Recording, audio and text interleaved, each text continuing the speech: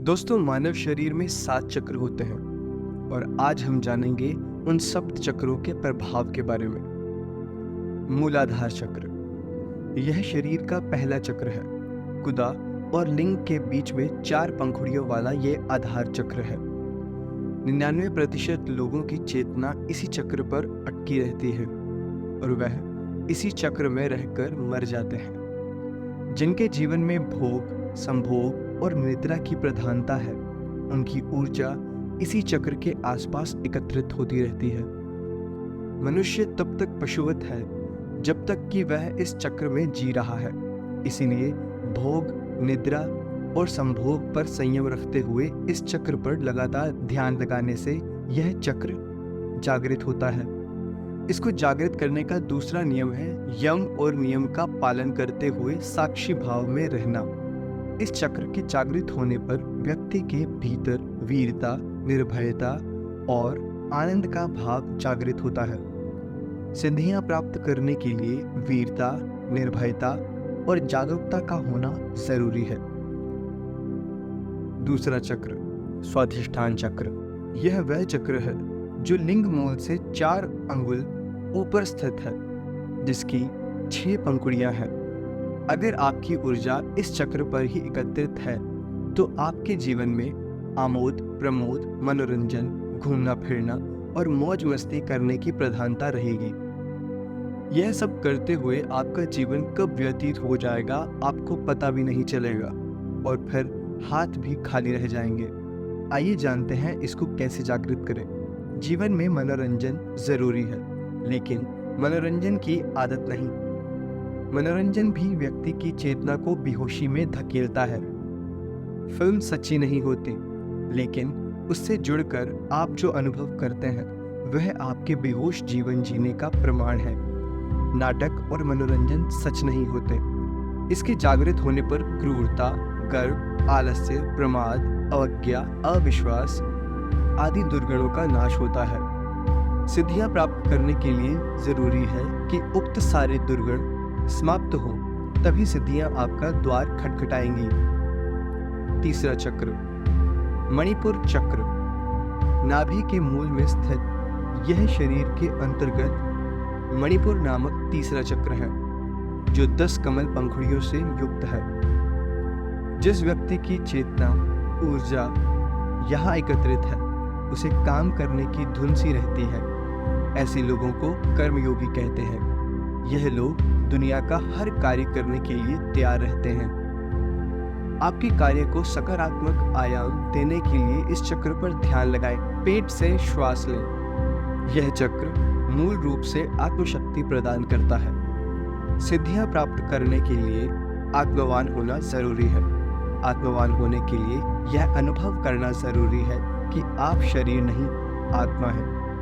आत्मशक्ति, आत्मबल और आत्मसम्मान के साथ जीवन का कोई भी लक्ष्य दुर्लभ नहीं। चौथा चक्र, अनाहत चक्र। हृदय स्थल में स्थित 12 दल कमल की पंखुड़ियों से युक्त 12 स्वर्णाक्षरों से सुशोभित चक्र ही अनाहत चक्र है। अगर आपकी ऊर्जा अनाहत में सक्रिय है तो आप एक सृजनशील व्यक्ति होंगे। हर क्षण आप कुछ न कुछ नया रचने की सोचते हैं। आप चित्रकार, कवि, कहानीकार, इंजीनियर आदि हो सकते हैं। हृदय पर संयम करने और ध्यान लगाने से यह चक्र जागृत होता है। खासकर रात्रि को सोने से पूर्व इस चक्र पर ध्यान लगाने से यह अभ्यास से जागृत होने लगता है और सुषुम्ना इस चक्र को भेद कर ऊपर गमन करने लगती है। इसके सक्रिय होने पर लिप्सा, कपट, हिंसा, कुतर्क, चिंता, मोह, दंभ, अविवेक और अहंकार समाप्त हो जाता है। इस चक्र के जागृत होने से व्यक्ति के भीतर प्रेम और संवेदना का जागरण होता है। इसके जागृत होने पर व्यक्ति के समय ज्ञान स्वतः ही प्रकट होने लगता है। व्यक्ति अत्यंत आत्मविश्वास, सुरक्षित, चारित्रिक रूप से जिम्मेदार व्यक्ति बन जाता है। ऐसा व्यक्ति अत्यंत हितैषी एवं बिना किसी स्वार्थ के मानवता प्रेमी एवं सर्वप्रिय बन जाता है। पांचवा चक्र, विशुद्ध चक्र। कंठ में सरस्वती का स्थान है, जहाँ विशुद्ध चक्र है और जो 16 पंखुड़ियों वाला है। सामान्य तौर पर यदि आपकी ऊर्जा इस चक्र के आसपास एकत्रित है तो आप अति शक्तिशाली होंगे। कंठ में संयम करने और ध्यान लगाने से चक्र जागृत होने लगता है। इसका प्रभाव इसके जागृत होने पर 16 कलाओं और 16 विभूतियों का ज्ञान होता है। इसके जागृत होने से जहां भूख और प्यास को रोका जा सकता है, वहीं मौसम के प्रभाव को भी रोका जा सकता है।